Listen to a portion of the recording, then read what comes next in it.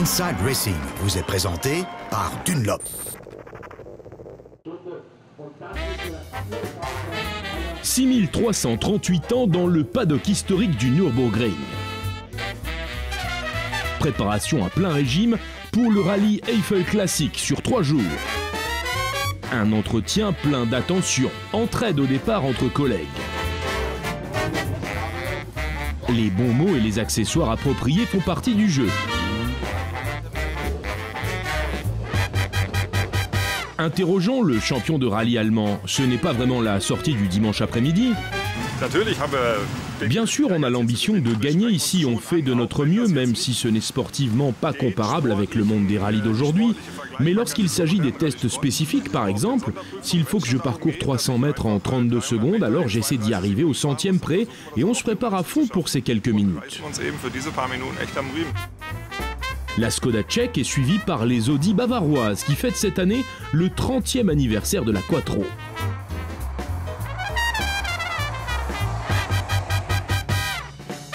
Également de la fête, le premier vainqueur de rallye sur la Quattro d'origine, Harald Demuth, et la médaillée d'or non-voyante Verena Bentele, une équipe bien rodée. Et bien comme toujours sur une voiture de rallye, le copilote est le chef à bord. Il me dit à droite, à gauche. Pour ça, on a fait traduire le carnet de route en braille et je vais là où elle me dit d'aller. Et comment on trouve la route maintenant ? 0,02 T-Kreuz. Croisement T à gauche, attention à la priorité. Direction l'autoroute de Koblenz. Richtung Autobahn Koblenz. Oui, appui. Vous pourriez nous montrer votre carnet de route ?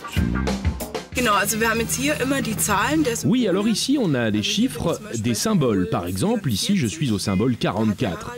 Et Harald a écrit tout ce qui est expliqué dans les symboles ou les photos sous forme de texte. Il écrit en général des informations minimalistes pour que ça aille vite. Encore plus rapide que la première étape interurbaine, la conduite chronométrée sur le Nürburgring. Ici, ce n'est pas la route l'objectif, mais bien son propre meilleur temps. Demandons à la pilote du rallye Dakar, Hélène Laure, si elle peut montrer son potentiel sur Porsche. On a fait un parcours de référence et on doit répéter ce temps, et ce dans une fenêtre de temps définie. Il ne s'agit pas de rouler vite, mais de rouler avec précision. C'est étonnant de voir à quel point on y arrive. On a une différence de 3 dixièmes. On l'avait un peu ressenti et on a fini 28. Donc, on voit que ça se passe très très vite. Mais oui, ça n'a rien à voir avec de la course, mais aujourd'hui, on avait aussi un tour de chauffe et un tour de ralentissement, et on a vu que tout le monde avait roulé de travers, et c'était un peu planté. Depuis le ring, direction le circuit d'essai Dunlop à Wittlich. Les tests spécifiques sont prévus. Un parcours pointu tout en relais photoélectrique et en virage. Il faut rouler précisément selon les instructions. Outils d'assistance autorisés. On met cet autocollant pour passer un point de mesure. Et quand on passe sur le tuyau d'air comprimé, pour savoir exactement où se trouve le centre du pneu, et quand on passe donc sur ce tuyau, là, on sait relativement bien si on est bon.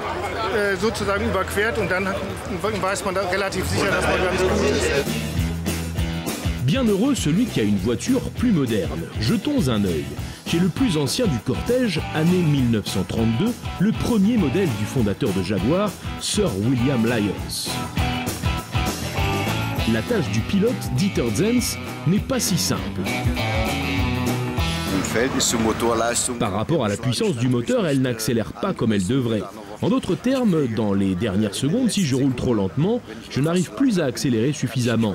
D'un autre côté, avec les freins, c'est exactement pareil. Le temps de freinage commence donc relativement tard, mais on s'en sort tout de même bien.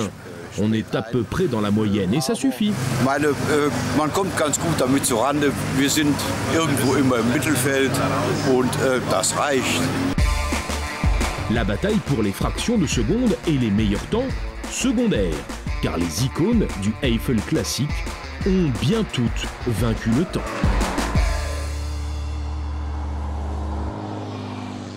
Inside Racing vous a été présenté par Dunlop.